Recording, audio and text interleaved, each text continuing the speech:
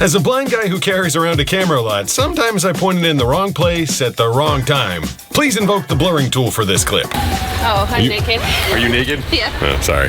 All right, let's try that one again. I was going to ask when I'm allowed to point the camera in your direction. Okay, you're allowed to put the camera in your direction. How much information, knowing that when we're together, where are you? I'm right here. Knowing that when we're together, I don't get any visual input of where we're going. How much information do you feel like you need to give me? Well, it depends if you have your cane or not. If you have your cane, I feel like I can relax a little bit. But now that I've let you fall into like 3 holes, I'm like, no, I'm gonna be extra aware. So I'm asking because I have a friend, a blind friend, who also used to be able to see, and now he can't see, and his partner, his wife, basically tells him everything that's going on all the time. We're in a parking lot, there's 20 cars, one of them's green, there's 3 people coming, 2 of them are guys, one of them's a girl, There's this running commentary of everything that's going on because I think she thinks he feels like he's missing out. And sometimes I want to describe like, oh, there's this cute, cool mural on the wall here. And actually there is. And there's big wells and there's dolphins and it's just this beautiful art. But I'm like, do you want to know that? Or does it just make you sad that you can't see it?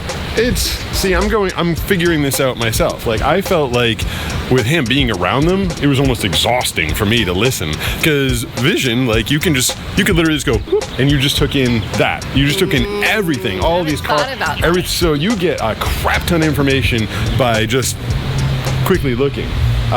But for someone to try and explain all that stuff, like, it was literally exhausting. I'm like, oh my God, tell this woman to stop talking. I want you to experience what I'm experiencing. Yeah.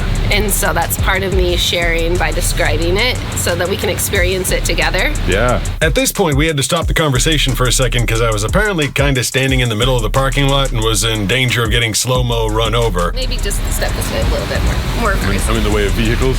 Safety first. And as a car drove by, Nisha, without thinking about it, described it to me in detail. Oh, but then I just explained what the license plate said and what color it was, like how low it was to the ground.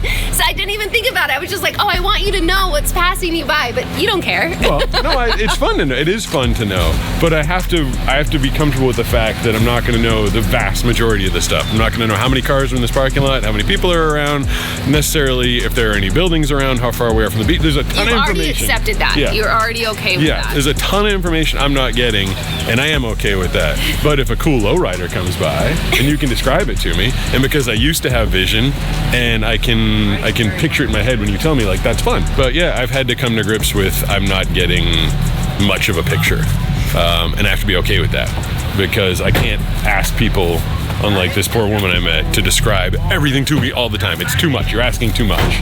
You just have to be okay with I didn't get run over and there's a lowrider. Cool.